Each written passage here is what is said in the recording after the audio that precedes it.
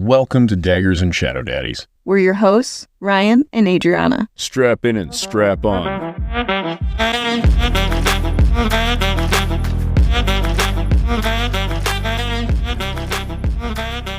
Warning, this podcast contains explicit content. It's all vibes and no facts. Prepare to be spoiled. Wait, no, these are spoiler-free episodes. We might still spoil you. Don't you think she's kind of in, like, their version of Grippy Socks already? Nobody's leaving her alone. They're always monitoring her. Yeah, Brennan and Xaden seem a little scared, but they don't know what to do. And she's like, the door opens, people come in, and there's laughter outside, and then it's hushed. Mira, she's like, been there, done that, get up. Yeah, again, I'm fully in support of Mira. And Tairn is giving her full access to hearing everything. Yeah, he is. Why do you say it like that? I don't know if I'd want full access. Is Sigale and him even banging right now? Is they? I don't know. I don't know if they is. Let me try it again. Are Tairn and Sigale even banging right now? There's nothing that Violet can't hear. She doesn't even mention it. You think Sigale's wandering by and Tairn's not like, look at that juicy rump? Oh, no. She would hear those He's thoughts. still thirsty. Yeah, but My man's old, not dead. It's been a week. A week. And all Violet said was she heard stuff about business. No, Tairn would block Violet out during any of that stuff. He would just put up a little shield, thirst after Sigale, put it back down. Breezy, if we go a week without it, you don't want to be a part of any of my thoughts. I would be shielded out at all You times. need to be shielded. It gets rough. Everything that happens. Sometimes you look at the bread and you're like, oh my. soft. I should call her. You see all the holes in the bread and you're like, I should call her. Oh my gosh. I'm just saying, you walk down the stairs and the railing's smooth. You're really I should call her. You're really changing the sweetness of what Tairn's doing. He's like scared. Yeah. No, it's super sweet. I'm here for levity. I'm not here for whatever you've got going on. Talking about depression, you're like, yeah, no, we pretend that doesn't exist so we can keep moving along. We all handle depression differently. And I don't think that retired riders lose their bonds with their dragons. Correct. Because they even fought in the last fight. Yes. No, I don't think they can survive without those bonds. Yeah, and also seeing how Violet's handling this, if a dragon cut their bond, they would probably not be here, right? Yeah, the rider would die. Yeah, the riders die. More often than not, the dragons don't die when their riders do. And given how long a dragon lives, they just retire for I think it's like 200 years a dragon lives. So they just live out their human's life and then they bond again? Yeah. Oh. It's kind of like, think of old people. More often than not, the women outlive the men. Man dies at 60, old lady's going to live to be 90 years old. She's not spending 30 years by herself. She's ready to go get the old scratching post scuffed. You know what I'm saying? It just starts again. Well, I think that's what happens. That's these old folks' homes. It's just rooms of old people banging. Well, have you heard about the STD rates in retirement homes? Do you think this will improve when our generation is old because we are so aware of STIs? I would hope so. Or do you think it's old people like, fuck it, what am I going to do? Die of cancer or chlamydia? No, Chlamydia's not a death disease. I wasn't Infection. even listening to you. I was ready for my next thought. What a great listener you are. I think it was just a social stigma of sleeping around, but they're at that age, but yet aren't as highly sex educated. I think maybe that's what we should do. Instead of sex education for like kids in school and whatnot, maybe we have the same teacher go to like all the old folks' homes. Like, no, your bodies are changing. Just so you know, you might be seeing hair in spots that it wasn't before. I think it'd be hilarious. You're just giving them out condoms and deodorant. You're like, please, people, wear both of them. Gross. Do you think that'd be cool? No. Just Old Spice and goat socks, if you know what I mean. No. I've never heard it called that. I don't know if it's ever been called that. You know, like the old sheep intestines. It's what they used to use back in the day. I'm going to change the topic. Here's my question. How many people had to cut a sheep before one guy was like, that's about dick-sized? Or do you think it was just some random Montanan fucking sheep and they're like, when I'm done here, Boy, do I got an invention. Well, back to the book is Mira showing up. She doesn't accept that Violet is acting this way. She's just like, we're going to move forward, and just starts talking to Violet as if nothing happened. No, that's a little exaggerated, but still, they can see Draithus from the ward line. They're opening up the borders. Violet is obviously struggling during all of this, and Tairn tells her to focus on Xaden to feel better. It kind of makes me think of the just smile more often, you'll feel better type of thing. Oh, I saw it more as like a look on the bright side. You still got this guy. And then Xaden gives her a bath. Yeah. It's romance, I guess. I thought it was cute. I did not, but I can see where it is for you guys, for we readers of the series. It's adorable. It's really giving of him to be willing to bathe that nasty woman. What a giver. This guy really jumped on that grenade that is Violet's, on that hygiene bear that is Violet. Brennan and Mira are arguing while they're taking a bath. And I think at some point Xaden must have left, because then he comes back in and he brings up to Violet like, hey, there's something about grandma that's a touchy topic. And she's like, oh, yeah. He's like, who is so-and-so? He says her name. And Violet's like, that's my grandma. He's like, well, evidently it's not a popular person to be talking about in there. And she goes out there and she's like, stop fighting, guys. It doesn't matter. And they were in the middle of fighting already. And I think Mira's rightfully concerned. And Brennan is... he kind of acts more obtuse than you would assume somebody in his position to be. I think for Brennan being the oldest, I'm surprised he didn't share a similar feeling as Mira to the whole situation of losing grandma one day and just never seeing grandma ever again. He seems pragmatic enough about things to just assume that whatever it was wrong. No big deal. But he also walked away from the rest of his family and pretended to be dead. So I'm not that shocked. Okay, yeah, if you put it like that. He seems like the kind of guy willing to cut off those relationships. He's like, yep, that sounds about right. Anyways. Any Hoosier? Overall, it sounded like their dad dedicated Violet to Dunne to fix her, but they wouldn't complete it because of her paths to choose from. The priestess gave a vague message about a heart within Violet will turn for her. And Xaden admits to Mira it's about him. So she says Violet's heart. And then Brennan picks up on this way quicker than everybody else. He's like, no, say exactly what she said. She's like, the heart that beats for her. I'm like, God damn it, Mira, you're not this fucking dumb either. Come on, guys. Let's act like we would have any understanding that people are wording things dumbly. Well, if you're Mira and you don't want to admit how close Xaden and Violet really are, she's just like, what a silly priestess would word something like this. Yeah, I think I would rather believe that she's in love with Xaden and Xaden's in love with her than believing that she's going to turn Venom. So, I don't know. Yeah, I guess that's a good point. I actually started wondering if Violet already did start turning Venom, because why is T coming after her? I don't know. And I still think most of this actually has to do with Indarna and not with Violet. Okay, I was just thinking about how no one started targeting Xaden until after he turned Venom. No, he was pretty much targeted the whole time. Yeah, because he was getting those dreams that Violet was already walking in on. Yes. Before he turned Venom, right? Yes. Right. Okay, never mind then. So Violet could be targeted before she turns Venom or something like that. Well, what's weird is they seem to be both prophetic dreams and also dreams in the past. I think it's a manipulation tactic by the Venom. They take over your dreams and then they show you this path that they want you to think you're destined for. But what Xaden is feeling in that moment, he says that's the exact situation that already happened. When they were fighting to maintain things in Besgaeth, his moment with that guy is... Yeah, I guess I took that to mean that guy was there. Or the Venom are aware of that situation and now they're trapping Xaden in it and keep replaying it. After seeing Violet manipulate the dream world by creating the dagger, I thought a Venom with more skill could create your entire dream. And maybe they can. I'm just pointing out that Xaden's saying that he's dreaming of the day that occurred already. You're right, because... So it seems to me like maybe the Venom is in that dream, still manipulating things.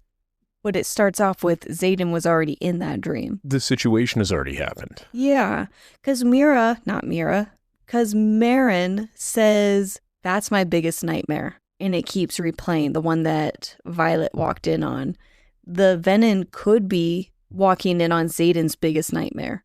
Well, yeah, and she said that I was really worried about it until it happened. Oh my. Okay. Huh. Well, that was the end of chapter 54, was Mira finding out that everybody knew Xaden was a Venom except for her. Then she bails. She's like, fuck you guys, I'm out. How messed up would it be if you find out that Mira just went to T and that she wasn't kidnapped by T? Ooh, that would be interesting, though. Can you imagine how sad it would be for Mira? Your entire use case is your bait for the sister she really wants. Oh, and that's even how she feels. Yeah, no, that's what I'm saying. When she was in the library, she feels like a tool for Violet's destiny. She's kind of written that way so far. She is. Sucks. Oh, no. Yeah. It's okay. There'll be more lighthearted moments. We haven't had Riddick in a while. He'll help. He better. I wonder how Riddick would handle finding Violet in this situation of her being really down, how he would make her feel. Riddick was there the whole time. Was he? Well, I think he was, he was at the, where the hell are they? They're in Tairn somewhere. Yeah, Erasia? Erasia, thank you. Yeah, he's been in Erasia with them. Yeah, that's right. They all went together. They're there with that dragon teacher that wanted to see Indarna. And now Indarna's gone. I'm still in shock over this. I truly never thought she would do that. Oh, Indarna leaving? Yeah. She'll be back. By the end of the book? Maybe not. Possibly. I don't know, man. Sometimes the book moves in weird ways. She better be back by the end of the next book. In a couple chapters, she's back. Oh, that's what's left of this book. Yeah, she comes back and she learned quickly. She's a quick study. They fly off into the sunset. She's like, I saw their ways and it sucked. It turns out I like violence. So you think Indarna's going to learn their ways and decide whether or not she should live the remaining 189 years with Violet or them in 9 chapters? I like to hope that Indarna will just come back. One acceptable path for this to go, if Indarna doesn't come back, is that book 4 is about Indarna's time with them, and she's essentially a terror for their community. I see, and I don't hate the Irids. I think they did a shitty thing for sure, but I kind of get where they're coming from, and I think it was really nice of Leothan to come and offer Indarna the chance to see how things were done their way. I don't think I give them enough credit like I should, because they aren't trying to impose their beliefs on the other dragons. They're like, you live your life, we'll live our life. And he came and fired the wards so that Indarna could feel safe even in leaving. He's like, now if she's in danger, it's because she fucking made a decision. Oh. And you know what? I think that's fair. Tell me more about what you think about Indarna and all this. Why are you so okay with her being like gone? Because it's not inherently negative for Indarna. It's just a bummer for Violet. Indarna gaining more experience and getting to be around her family is a positive thing for Indarna. If it takes her 2 years to make that decision, that is 1% of her lifespan. Maybe that's where I'm just way too selfish. Like, I like what Violet said, not wanting to hold you back, but I wouldn't mean it in my heart. I know. I would mean it in my heart.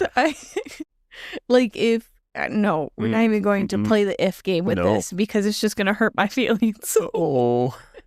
And I'll get all sad or something. Yeah, no, I think if we see this from the aspect of Indarna is learning about her culture, and they are ready to embrace her, and then just let her decide at the end, she's making an informed decision if she does come back. For years? He said it may take a couple of years. My feelings are still hurt. It may take less. And technically, Indarna didn't make the decision to leave, Violet did. Violet's like, I want you to live, even if it's not with me. Violet wanted what was best for Indarna, and then she fucking got it, and now she's sad, which is okay. What was best for Indarna could have been staying. So what happened is Leothan's like, make your decision. And Darna's like, I don't know what to do. And he's like, she's young and emotionally tangled. What do you think, caretaker of this tiny dragon? And Violet gave an answer and he's like, I understand your decision. And then he went, bam, snapped the bond. So you think he did do it? Well, he did snap the bond because Andarna looked at Violet, was clearly trying to communicate with her still, and then she was like rushing, looking back and forth between Violet and Leothan, and then Leothan's like, fuck it, I'm out of here. He flies away, and Andarna's like, fine, I guess I'll fly away. I'm sad again. Oh my god. It's good for her.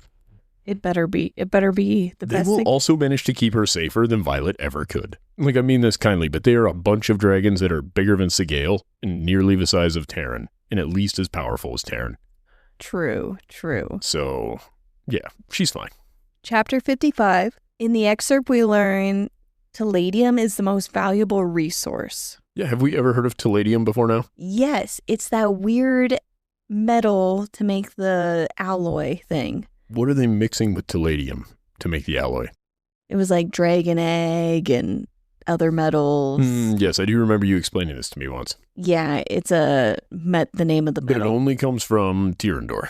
Yeah, I think so. Seems like a really bad thing to not just make sure you have control of the Palladium mines if you're Navarre. Well, I think they did, and now they have a new duke, and things are getting awkward. I don't think I would have given it back to him. I'd have been like, you can have the land. We maintain mineral rights. Even if it's like a 60-40 here. You would think of mineral rights. I think clearly somebody should have. Violet's back in class. She's the worst at rune class, especially with Tairn's power, because she no longer has Andarna's to use. No subtlety. Exactly. And Quinn helps her with using Tairn's power to essentially be really aggressive with it, snap it into place. She said runes like it rough. Exactly. She's like, just force it. Do you think this same logic... Spit on it. Ew. No. Shame. Do you think this same logic that she will apply to the runes can be applied to working the lightning? Force it into place. Move it aggressively. Potentially. Yeah. I think her getting better at nuance with Tairn's power is going to be a really important thing, actually. Because as we're learning of her trying to split the lightning or doing that, it's always a really delicate trying, really focusing in on it to split it or do something with it. But with this advice to snap it, break it, bend it, do the same thing with lightning. Go ahead. Give me more. I don't know. I was on a roll and then it just stopped. All right. Yeah, I think it could help with that, but I think it will prove to be she needs to develop nuance with Tairn's power. Okay. No, you don't like that answer? I miss Andarna. Oh my god, I know, and she will be back. Felix and Violet. Now you know how the rest of us felt about Liam. You cannot compare Andarna to Liam. Okay. All I'm going to say is Liam was perfect and Andarna's, she's great, but she's not Liam. Anyways, Felix and Violet. Do you think Liam would have left her? I don't think so. He did. He didn't. He did not. He's with her so much so that even in death, he was with her. In her hardest moments. Did her brain come up with Andarna to chill in the torture chamber with her? Nope. Her brain even brought Liam. Her rock. Are you going to be hung up on Liam all the way through book 5? Honestly, yes. Probably, unless somebody better comes along. Where that would be, who knows? Somebody better comes along or somebody better dies? What do you mean? Either or. Either or. If a character comes up that's better than Liam, I'll maybe loosen some of my tether to Liam. Riddick. Liam's better than Riddick was. What? Yeah, Riddick's awesome, but Riddick is not Liam. Well, maybe after all the Riddick love he got in this book, book 4 we'll learn more about Riddick. I hope so. Next book is just about Andarna and Riddick and their adventures. As written by Riddick. I don't know if I could read that. Felix and Violet are practicing wielding and she's splitting the bolts. They go back to Bisgayeth. There's a long talk with Brennan. Bodhi wants to drop out of school and Xaden obviously disagrees. And Violet thinks Xaden has already accepted not being the Duke. Which is funny because the only thing he's actively doing is trying to be realistic about, we don't have any heirs. We're the last 2 Mohicans here. We have to plan for our future. Best thing I can do is have you. It doesn't seem like he's planning for his future to be a Duke. I agree with Violet that it seems like Xaden's already picked his path of, I clearly am not going to be the Duke. I'm going to either die or become a Venin. I think he's being more responsible, honestly. I think it's more responsible for him to have a backup than to not have a backup. Wouldn't the more responsible thing be that both Xaden and Bodhi don't go out and fight? Yeah, but for any reason at all, I don't think that's more responsible for his kingdom. He's the most powerful rider. Literally the best chance they have at defense. Their most powerful weapon happens to be him. If Bodhi were more powerful than Xaden in combat, then yeah, send Bodhi instead of Xaden. Okay, I think I can accept that. Losing Got one. Losing Xaden as a fighter would be a really big deal. Chapter 55 ends with them walking away, going to the throne. Yeah, the throne room. Which immediately becomes a core memory for Violet. Oh my god, I hated that. Can you explain to me what a core memory is? A memory that will last forever. So just anything unforgettable is a core memory? Yeah, I think that's about it. Do you think it was written to be said the way that it was said in the audiobook? I think we are not the target audience. Nobody is. Nobody heard that and did not giggle. I would want to know a Gen Z reader's perspective on hearing that. Are they old enough to read this book? I'm legitimately asking. Yeah, like Gen Z is all graduated, I think. Oh, okay. All right. No, our kids are Gen Z. Oh, yeah. Gen Z is as young as middle school. Oh, okay. Our kids are like the end of it. Yeah. Okay. All right.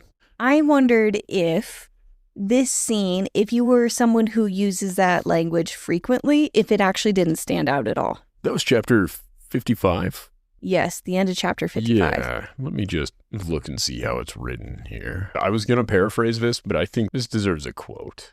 I just assumed it's not something worth making fun of, that I am just someone that doesn't use that terminology often, so it stood out to me. But there's probably language that we use that would stand out to other generations. Yeah, 100%. It's worth making fun of, and I'm going to tell you why. Because of all of this book that we've read, the part that got me the most was that the end of this chapter instantly becomes a core memory. The last one wasn't, but this one is. The last sentence of this chapter specifically. I had something else in mind. He glances towards the throne. Come on. Yes, please. I flick my wrist and he flicks my bean. That's not what it says, but that's basically what it meant. And shut the door using lesser magic. Then lock it. Like, this is an incredibly descriptive scene. His smile instantly becomes a core memory. Now, the way it was read to us was, his smile instantly becomes a core memory. What the fuck? She's so dumb. Okay, before we move on, I have one other small bone to pick. Okay. And this is where Ryan's hater corner comes in just a little bit. How many fucking times is she looking at people's faces trying to memorize their face? I don't know. Constantly. As I look trying to memorize their face like I may never see it again. I look and I try to memorize their face like I may never see it again. I want to search on like an ebook file of this and just see how many times she says memorize their face. It's like 3 times in these chapters alone. And it's wonderful. But she has so fucking many core memories, if that's the case. That's how I felt about the word heartbeat and fourth wing. Oh my god. Yeah, well, it's used in this as well. It is, because but not when Darna goes to leave, she describes everything that happened, and Darna's looking back and forth, looking sort of puzzled, and then she takes off. All of that happens in a heartbeat. What? How many beats per minute does your heart beat, roughly? It was all the heartbeat comments why people thought that she still had time-slowing abilities rather than it was an overused word. We could set our clock by her heartbeat, is all I'm saying. 60 beats per minute, it's once a second, she's got this. What I'm going to end with for chapter 55, it wasn't for me, but it also wasn't written for me. It was a core memory for me. Okay? I don't think you understand. I've listened to that exact chapter 3 times now. It's awesome. And I'm not beating up on the rest of it because it makes sense. He's in trouble and he's like, I know how to get out of trouble. Climb in the chair, tosses open the old Violet stirrups and goes to town. He's like, I haven't had dinner yet. Nom nom nom. Oh. Well, that's what he does. Well, my next note is definitely a hard turn. That's the way the chapter ended. We locked the door, and then she was going to write us another throne scene, but she was like, I can't top the last one. She's like, just remember that last one. Yeah, it should have had a little note in there. Reference chapter 43 or whatever, an Iron Flame. That would be hilarious if you were spot on. There's no which way. Chapter. Absolutely no way I'm right. I think it's 38 or 9. I want to talk about, where is the kitten, Broccoli? Yeah, I don't know. I assume he's somewhere in that throne room hiding and scared now. Oh, no. Like, why are they making noises like that? Do you think that Broccoli just goes on all these flights and whatnot? Yeah, he's in a Bjorn. We went over this. He's in his cat Bjorn. Broccoli is now a dragon rider. He's got little... Oh, he's a griffin flyer. Because his homie's a flyer. That's right. Yeah. So... Broccoli. That's such a cool character. It's not getting enough screen time. Completely agree. We learned about Broccoli one time. I'm hoping for at least one more little snippet about Broccoli before the end of the book. Wouldn't it be cool if they're in like this huge battle and they're fighting the Venom, and the Venom have just got him outmatched, and Broccoli comes out of nowhere and just scratches the fuck out of him and distracts him, and then they murder the Venom. They die of cat scratch fever. All right, Adri. I like where you're at with that one. Good job. Do you know that song? No. That's a song? Oh my God. Are you being serious right now? I'm being serious. Oh my God. That's why I thought you were so funny. All right, hold on. You're going to get just a hint of this. I want to say it was Ted Nugent, but that cannot be accurate. Let me see who it was. What made you think of cat scratch fever? That's something you can get from cat scratches? Oh, it was scratches? Ted Nugent. I'm a killer at this. Hold on. Is that song about a man going down on a woman? Not going down. Is it the fever for wanting pussy? Is that what I got from this? Yeah, that's basically it. You think that's what I was referencing when I made that joke? Honestly, not now. Now it seems dumb to have assumed that. But it made your joke so much better. Venom died of getting hot and bothered. Okay, now you're laughing at your joke the way I was. So here's my question. You made this awesome joke that you really didn't make? Is that what happened? Yeah. Oh, man. I'm laughing at the idea of somebody dying for that, though. I love the idea that the cat came up and got him, and he just looks over, and then he sees ladies. They murder him. Oh, my God. Well, chapter 56, there's an excerpt of a letter from the king to Xaden about restoring the Palladium. You're skipping right off of that, huh? Yeah, we just got to keep chugging along. Sergeant Broccoli didn't do it for you? Nope. Violet detached from Xaden in his dream this time. She interacted with the sage. The sage wants Indarna. I kind of forgot all about the Venom wanting Indarna. I thought that the Venom were wanting Violet. Why do they want Indarna? Because she's an Irid. Irids are magic. Oh. I think there's something to do with that. The way that Indarna interacts with magic is very unique and different. Well, remember what Leothan said. You are an Irid. You are magic. It's almost as if they're a completely separate thing. I think one time I wondered if the Irids are their own source of magic. Perhaps. Violet separated from Xaden. She's manipulating the dream. She's interacting with the dream. Manipulating. She didn't attempt to blast him with her lightning nips either, though. I'm a little disappointed in her. I don't want to make a big deal out of it, but if she really wanted that sage dead in the dream, she'd have popped a nip and tased him. Bow. The way that I act during lucid dreams, because I know I'm dreaming, you can just do whatever you want. Have you ever nipple tasered somebody in your dreams? No, I haven't. I volunteer as tribute the next time you're lucid dreaming. But let me know how I handle it. The idea that everybody can have a memory of what you did in those lucid dreams, like that feeling of like, I know this is a dream. You doing hate crimes? What are you worried about people finding out? No, I'll just say whatever I want. Like, if I'm having an argument with someone, it's like, oh my God, I won't get fired for this. Wow. In your dreams, you're just a white guy. This is crazy. I pretty much say whatever I want anyway. Oh, no, I hold it in. So when I'm lucid dreaming, I'm like, wow, I can say what I want, do what I want. Wait, this is you nice and filtered? Yes. That's what we're getting? Yes. Whoa. I don't think I'm as mean as you are. This is crazy. But the idea that Violet realizes she can manipulate the dream in whatever way, I feel like I would unintentionally do things I regret. And Xaden just like, wait, what do you mean? I don't know. What if I tried the dagger on you and him and just take you both out? I'm like, oh, nice. Oh, man, I'm glad I can't see your dreams. How many times have I been murdered in your dream? I have murdered everybody in a dream. Purposefully? Kids don't exist. I first make them not exist. Like, this is a dream. You first murder them from existence? Yes, they don't exist, so they don't die. And then how many ways have you killed me? I don't remember those. It just seems like something I would do. Oh, okay. I'm going to stop falling asleep first. That's what's just happened. This just became a core memory. You're such an ass. I can't tell if I'm using that right or not. Shameless plug between chapters. Want more daggers and shadow daddies? Get a month ahead of where you're at right now. Sign up for 1 month on Patreon and then cancel that shit after you binged it. That was great. I listen to a lot of podcasts. I know how their advertisements work, and this is what I wish they did. It was only 5 seconds long. Violet creates a dagger and she throws it. Theophany demands...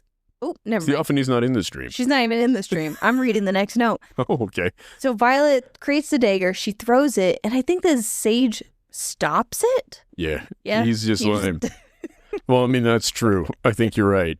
Yes, he is like, no, this is my place, not your place. Yeah, how do you even fight with dream logic? You have to be more absurd to throw them off. Which I think I would not do well. If I were Violet, again, it would have been titty lasers. Pew, pew, pew. They never expect it. Or, think of it this way. She could have just imagined him in that the box that keeps him floating and stuff. Yeah. Oh, I imagine him starving. I imagine him itsy bitsy, so we step on him. Like, I don't know, there's a million things you could do. I imagine he's underwater. I imagine he has gills and he can't breathe air. And he's not underwater. But this sage is more powerful than her. Why? Because he has more skill at manipulating things in dreams. Does he? I think so. Is this a skill, really? The only thing that he does really well is he calls her out immediately on who she is. He's like, oh, lightning wielder. Or should I say dream walker? And Violet's like, oh, he's weirdly on subject here. He knows exactly what's going on. And I'm like, motherfucker, yes, he knows what's going on because he's doing the same thing you are. But Violet refuses to believe that that's what's happening in this dream. I wonder if he knew she was there the whole time through Xaden. I don't know. You don't question it? I don't think so. Because he seems to be primarily torturing Xaden for torturing Xaden, the same way he was when the battle actually did happen. What advantage just to try to get him to come learn with... Wait, if you're torturing Xaden in his nightmares, why would Xaden ever want to train with you? What are we talking about? Oh, because this dream is a sequence that has already happened. And they're just making him relive it so that he tries to draw from the source. Oh my God, could Xaden draw from the source in his dreams? Yeah, I think so. Diabolical. Oh, I like that. Indubitably. Because you can't shield in your dreams, but you can pull power and magic in your dreams. Mm-hmm. Oh my God, they're just trying to get him to draw from the source again and again and using it. Yeah, that's insane. I didn't even consider Xaden actually pulling from the source in a dream. He's next to Violet? What if he pulls from Violet while they're cuddled up? No, that's why they didn't sleep together for quite a while, remember? Well, he's next to her right now. Yeah, but now it's not a concern. He's been sober for 72 days or whatever. Oh my God, what if he's just like cuddled up next to her, wrapped around, and she's just like being drained? Oh, no, never mind. We're talking about something else. Draining her, huh? Violet and Xaden wake up. No, Violet wakes up and then she wakes Xaden up. Yes. Again, can we please address why is Violet not considering that this sage is also a dream walker? I think that's up to us to figure out. What a complicated thing we were able to Scooby-Doo our way through. Okay, I see what you're saying. I have already moved past it, thinking that Sage is there. He's a dream walker, just like Violet. I forgot all about how Violet never made that connection yet. She thinks it's Xaden's dream, and she is helping him through his nightmare. Yeah. Oh, yeah. I don't know. This seems like something I would assume if I were her. Especially upon realizing that I, too, am a dreamwalker. She's still new to this. Be nice. Okay. They wake up. A whole bunch of things happen. I don't know how it gets to this next part, but Theophany demands for Bodhi and Violet. And T has Mira. So not a lot happens in between these. They're laying in bed. They're kind of talking about their dreamwalkeriness. And then I believe Garrick shows up, banging on the door. And they open the door. They're like, "What's up, Garrick?" Xaden, like, puts on some pants, and Violet's, like, just covered in the yitties. And they're just like, "What's happened?" And he's all bloody and beat to shit. Oh, yeah. And they're like, "Oh, my God, what happened to you?" He's like, "I was only able to get here." Like, he's out of juice. Power-wise, he's in a hurting position. And they're like, "Well, what's going on?" And he's like, "It's the girl, the silver hairven, and she wants Violet and Bodhi." And he's like, "But why Bodhi?" And he's like, "She wants your brother." And it takes him way too fucking long to come up with it's not Bodhi. You say that really dismissively, but you had to walk me through brother also. Okay, like, you're right. Oh, wait a minute. Okay, I'm sorry. I'm just saying they're not detectives. Neither are we. We are not detectives either. We. I'm wrong far more than I'm right. But I feel like I'm throwing out options, and they don't. They don't throw out options. I am thoroughly enjoying this book. I want to make that very clear. I forgot all about Barlow, let alone that he was a brother. He can't die. Barlow will be here in book 5. Who's taking care of Barlow right now? I thought that he would be dead. Somebody has to be giving him power. Well, they're giving him the little scraps of stuff that he can drain, just enough to keep him alive so they can keep interrogating him. I thought Violet was doing that. Well, she was. She filled him up, and they were like, "Man, he's really getting hungry down here since they left. I don't know what's going on." So I'm sure they're just bringing him, little bits of things that are imbued every now and then. Well, chapter 57, the Wyvern are in Draithus. Kat argues with Violet about choosing civilians. Violet is in this dilemma between choose civilians, choose your sister, and there was a third option. I don't remember what it was anymore. I remember there being 3 options that Brennan gave her, and she picks a 4th. Well, okay. So there really wasn't a 4th option. The 4th option is all 3.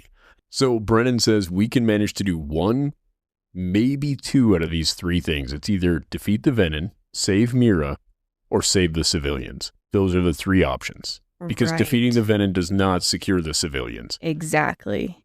So Brennan's like, maybe 2. And Xaden's like, do your job, live up to your reputation, and give me an option that's better. Like the War Room guys.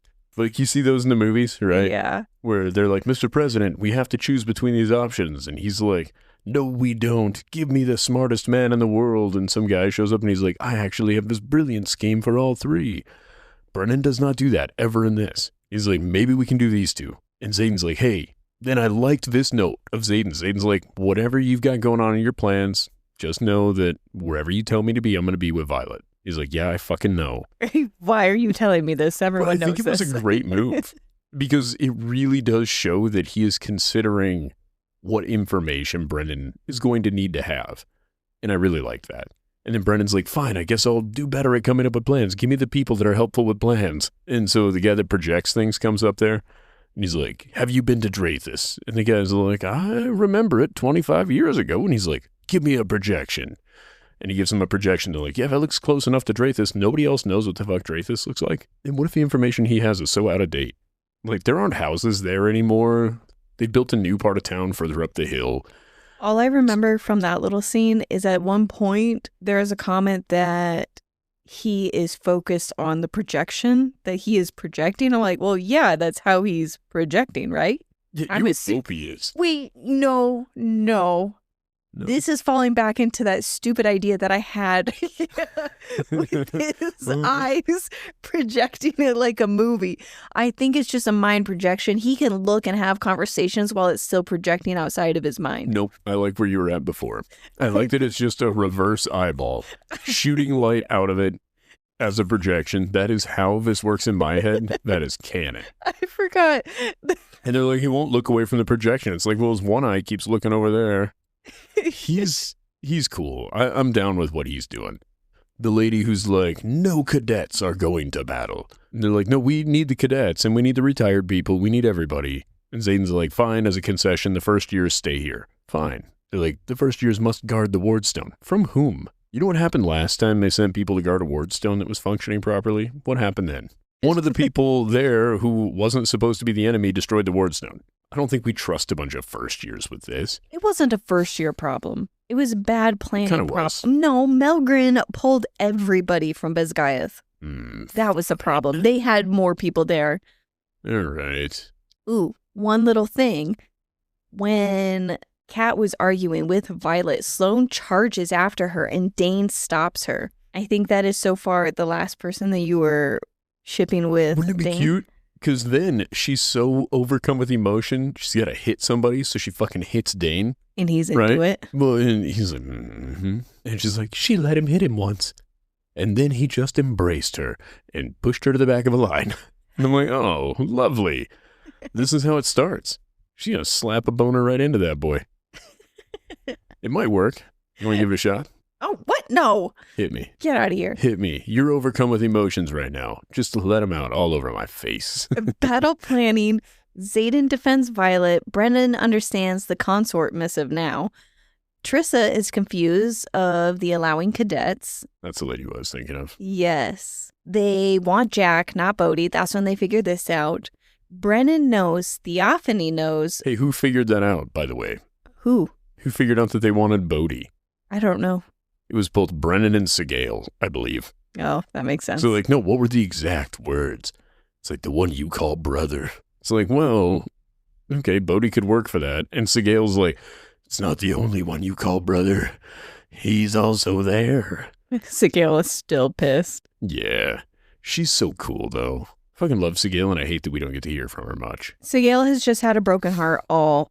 And she was pissed at Violet when Violet let Tairn be injured. Yep. Which is totally fair. And then she was pissed that Indarna left. Yeah, well, this is the thing. I think Sigale's got big emotions. I think Tairn's very hurt, but he understands why Indarna had to go. And he knows that Indarna will be back.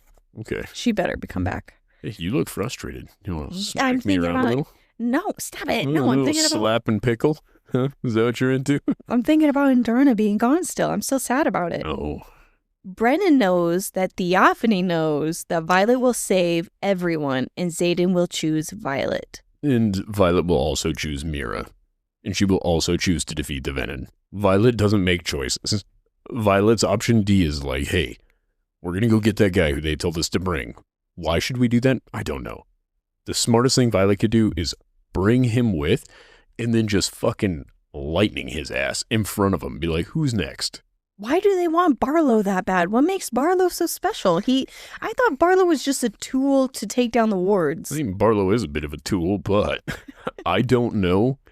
My guess is part of what made him such a good rider is what would make him a good Venom. He's very driven. Yeah. Like when you think about it, he was able to do impressive shit. Like, I hate that dude. Don't get me wrong. Absolutely despise him. But he got the best of Liam once. How sad would it be if he's actually really nice to Xaden? Well, I'm sure. He's the one that keeps calling Xaden his brother. He thinks that they are two peas in one little pod. Oh. Yeah, well, it's going to be even sadder when Violet cooks him. Because I think that's the only appropriate thing to do. Or T is like, we want him and blah, blah, blah, right? Violet shows up to do the hostage exchange between Barlow and Mira. And then she's like, oh, not to worry. She turns Mira loose. And then as Barlow thinks he's coming back to the Venom side, T just lightnings his ass. And is like, I took care of a problem for you. What more do you need from me? Violet is getting really good at aiming. Do you think she could just strike T? No. Why? I think T would feel that coming. I think they have the same feel for the magic. So T would be able to be faster than lightning to redirect it? No, I think when Violet goes to try to shoot lightning, I think T already knows what it would feel like having the magic start to shift that way, and she would be able to disperse it. Well, that's upsetting. Well, also, it's probably not true, so don't let it bother you. It would be good for Violet, though. Violet could deflect in the same way then. Yeah, if Violet gets the control that T's got. I mean, to be fair, T's a badass. To be fair, Violet should find a way to learn from T, but not be Venom. Oh, man, almost like what Indarna's doing. Oh, she's learning to be an Irid, but not converting to them. Whoa. It's the same thing. Okay. Yeah. What if they just do Zoom meetings? T and Violet? Yeah. Do it all remote. That would be really funny. through dreams, so it's a little safer. Well, I don't think T can talk in dreams. She'd have to get help from the other guy. And the other guy's like, I would be way more merciful than Theophany. Wait, no, I meant like Violet go into T's dreams. Hold on, I want to point out, what the fuck did that guy mean? I don't know if he's a sage and T's a maven, or if they're both mavens, but the guy's like, hey, come train with me. I would be way more merciful than Theophany. What does he mean by that? How ruthless is Theophany then? Didn't Theophany say the same thing about him? Yeah, that's what I'm saying. But so far, Theophany, she's like, hey, I let these little boys live. You're welcome. She's done some merciful stuff here and there.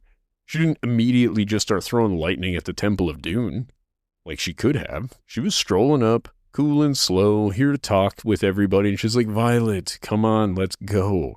And one of the priestesses is like, get the fuck off our land. You are not allowed. And like a vampire, she's like, I'm not welcome. And she didn't walk on the property. She's like, but they can go. And then she was sending in her boys instead of just blasting the whole thing with lightning and murdering people, like Tairn in that moment, who was injured.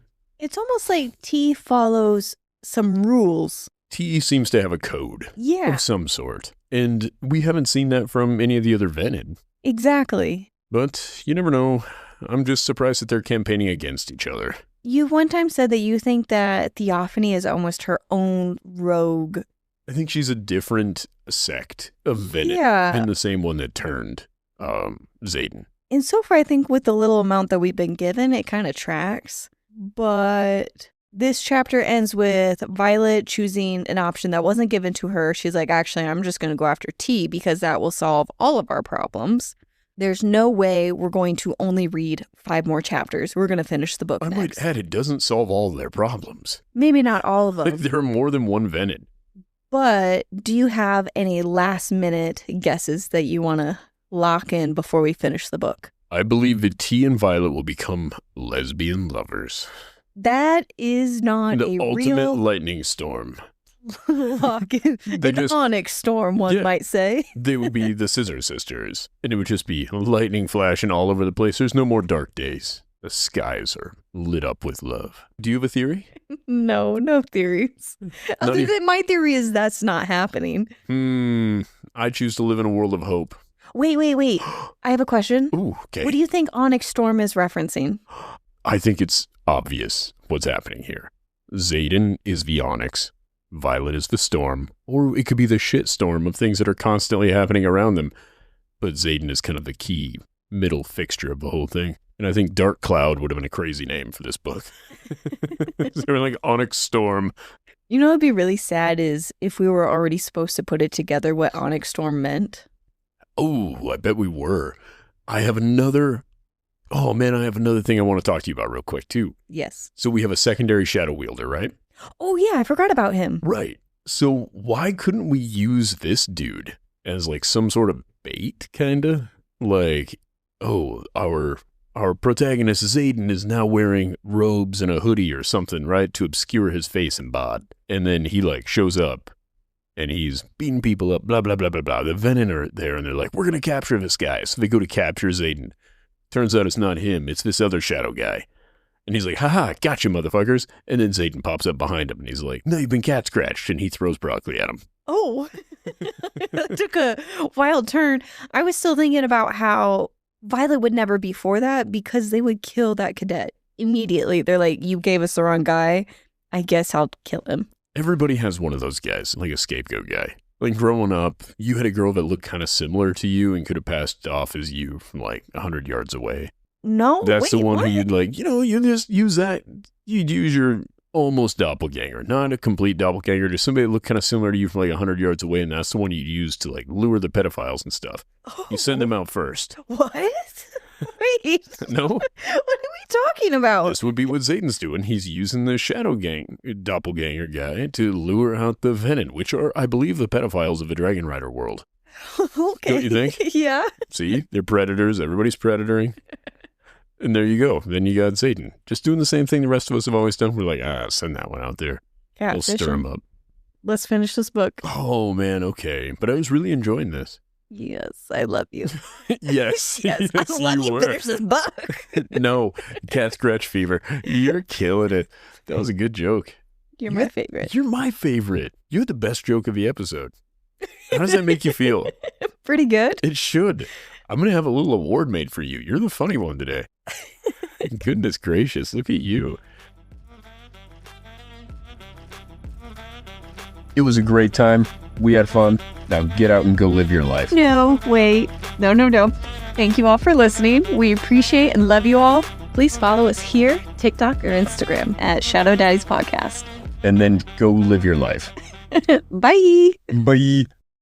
Get out. We're done. This was Daggers and Shadow Daddies. Now it's my time. Toodaloo. It was fun for us. I hope it was fun for you. But that's all we've got. Goodbye. Come back in a few days. We love you.